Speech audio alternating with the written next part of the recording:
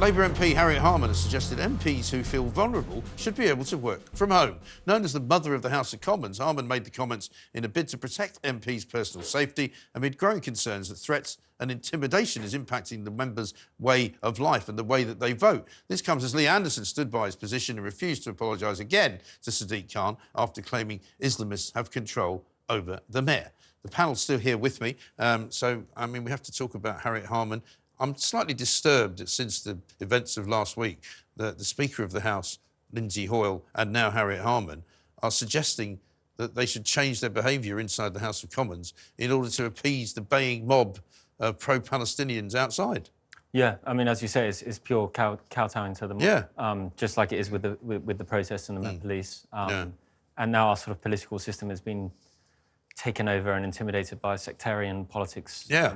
I find it staggering, Emma. Do you not? I mean, we've suddenly got to this point, and I'm not going to say I warned about it back in October, but, you know, the idea that we're having by-elections which are being fought over an issue which is technically foreign, in a foreign land, where two different groups of people who happen to have some that live here are fighting. And whatever happened to the mother of all parliaments? I mean, you do see debates in the chamber, which are pretty much empty, and that is depressing as well. But the idea that they're all going to go and work from home, well, what do we have left? Forget it. Let's abolish Westminster. Yeah. Well, I think they might have to be a bit careful, actually, because if they do start, you know, issuing these kind of orders and saying, well, we're all in danger, so we're not going to leave the house.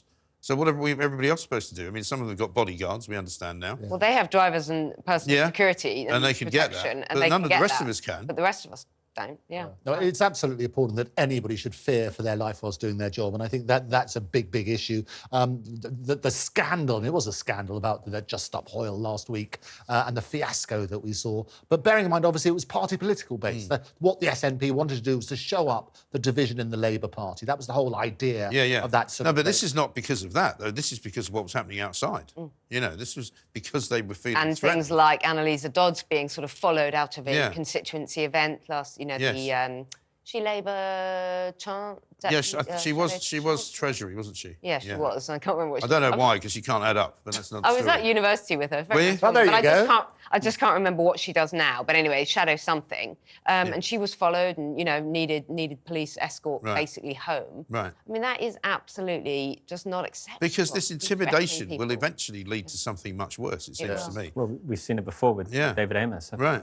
Exactly. But, I mean, you know, it's not acceptable, I don't think. You've spoken about this, Emma, before. I know that, you know, what used to be a relatively civilised country is becoming less civilised as the days pass. Yeah, really, you know, and it's one thing to get up at Speaker's Corner and make a name for yourself and start saying things that might be considered a bit inflammatory, but to follow people around and go to their houses and to threaten them. But again, we should enforce the rules which are in place. I think that's what's going to happen, because otherwise, as you're right, it's going to escalate. You're right. And we've already had... But we've been saying this since October, and now it has escalated. But also, people have been quite open. Just Stop Oil last week was saying, we are going to occupy MPs' homes. I mean, whether they can or not, and hopefully there is enough protection, in, you know, so that they won't endanger people.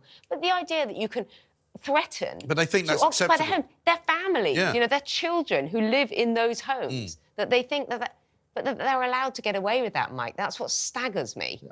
Well, that's the time to step in. As soon as the threat is, they arrest them at that stage. Yeah, but that's the issue. We've sort of created a two-tier policing system, which has then meant that people feel like they can behave with impunity and do what they like. But and a lot of that has to do people with of bloody genocide. They're calling MPs, you know, that you are... Well, look at the people that were outside Tobias Ellwood's house. You know, he's got young kids inside the house. It's disgraceful.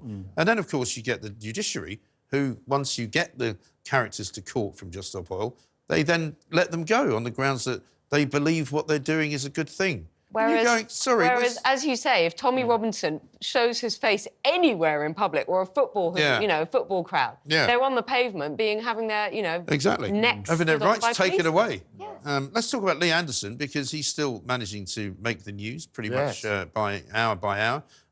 He's given a couple of interviews, and he's continuing to give interviews to say that he's going to not say sorry. Supposedly having had a meeting with Richard Tice at Reform. I don't think everybody at Reform is all that keen to have him on board, from what I can gather. It might be a bit of a personality clash. I think we were talking about, just in the break, that Tice had referred to him as a pound shop Nigel Farage before. That said, with the Tories in disarray, Reform you know, politicians have got very thin skins and very thick skins when they wish to have them. Yeah, right. So and Richard Tice, I'm sure, is a big Yeah. enough boy. He can handle that if he wants him on board. and they could do with you know, it's sort of.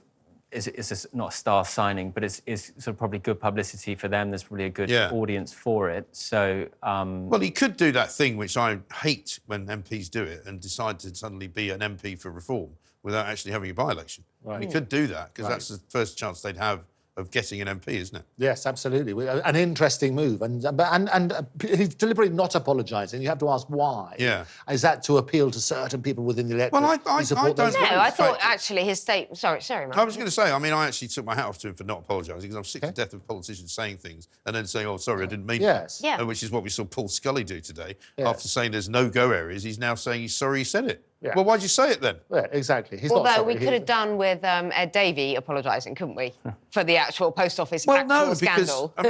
Because in the end it doesn't But mean it was anything. such weasel words. He said it in 10 different ways. I'm sorry for what happened. You know, it's the non-apology.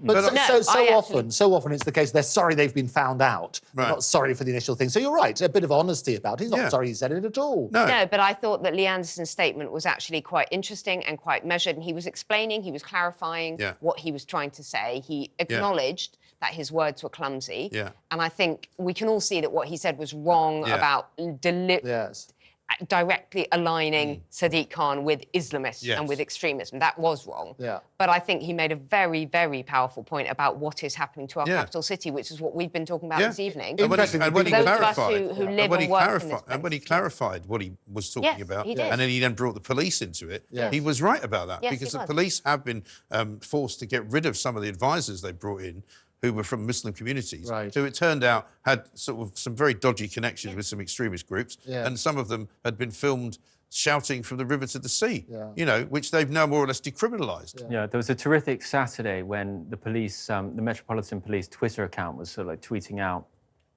an explainer on a protester who was calling for jihad. Yeah. And they were explaining that it was part of like a spiritual journey rather They than... understood, and they had special interpreters who had interpreted it in this instance. They understood that jihad was meant in a peaceful sense. Yeah, peaceful spiritual journey. No, and this is what I mean when I'm sort of slightly tongue-in-cheek saying they've got a special unit that just makes things look legal, which are not legal. In the same way that they did another explainer about the Hamas flag, when somebody had a sort of what looked like an ISIS flag, and they said, oh, that's actually not quite an ISIS flag. You know, it's black, it has got Arabic writing on it, but it's not actually saying the things that the ISIS... And you go, come on. The guy's waving a flag which looks like an ISIS flag. He's doing it for a reason, the same way people are wearing Hamas headbands. Paragliders on their jumpers. They're not just, you know, like super fans of Hamas. You know, they're supporters. But once they feel they can get away with that on the streets and the police are turning a blind eye and almost encouraging it, then the next step to harassing an MP is not a massive jump. No, because they'll go, well, we've got right on our side because they think they're right